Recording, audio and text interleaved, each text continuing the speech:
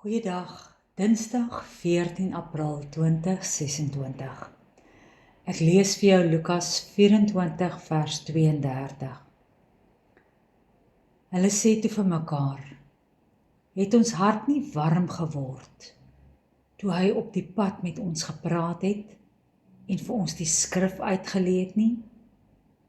Vandag se tema is, Jesus verskyn aan die 2 disippels op pad na Emmaus. Die pad na Emmaus is 'n verhaal wat direk volg op die eerste berigte van Jesus se opstanding. 2 van Jesus se volgelinge, waarvan een Kleopas genoem word, is op pad na 'n dorpie 7 myl van Jerusalem af. Hulle gesels oor al die onlangse gebeure, die kruisiging, die graf, die berigte van die engele. Hulle hartseer en verwarring is tasbaar. Hulle het gehoop dat Jesus die een sou wees wat Israel sou verlos, maar nou is hy dood. En hulle hoop blyk verpletter. Terwyl hulle so stap en gesels, sluit 'n vreemdeling by hulle aan. Hierdie vreemdeling is niemand anders nie as die opgestane Christus, alhoewel hulle hom nie herken nie. Op 'n merkwaardige manier begin hy met hulle gesels oor die skrifte, beginnende met Moses en al die profete, en verduidelik alles in die skrifte oor wat oor homself geskryf is. Die klimaks van hierdie verhaal vind plaas wanneer hulle saam met hierdie vreemdeling aan tafel sit, wanneer hy die brood neem, seën, breek en aan hulle gee.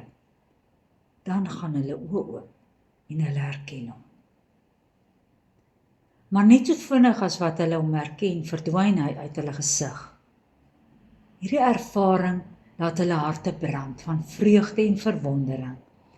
En hulle haas hulle terug na Jerusalem om die goeie nuus te deel dat Jesus waarlik opgestaan het. Hoekom herken hulle hom aanvanklik nie? Daar's verskeie moontlikhede. Dalk het hulle nie verwag om hom lewendig te sien nie. Of dalk was hulle oë verblind deur hulle eie wanhoop en teleurstelling. Net soos hierdie disippels kan ons ook soms vasgevang wees in ons eie pyn en verwarring, dat ons blind is vir die feit dat Jesus reg langs ons stap. Christus is altyd naby ons, selfs wanneer ons hom nie herken nie. Soms is ons so vasgevang in ons eie hartseer of verwarring, dat ons nie bewus is van sy teenwoordigheid nie.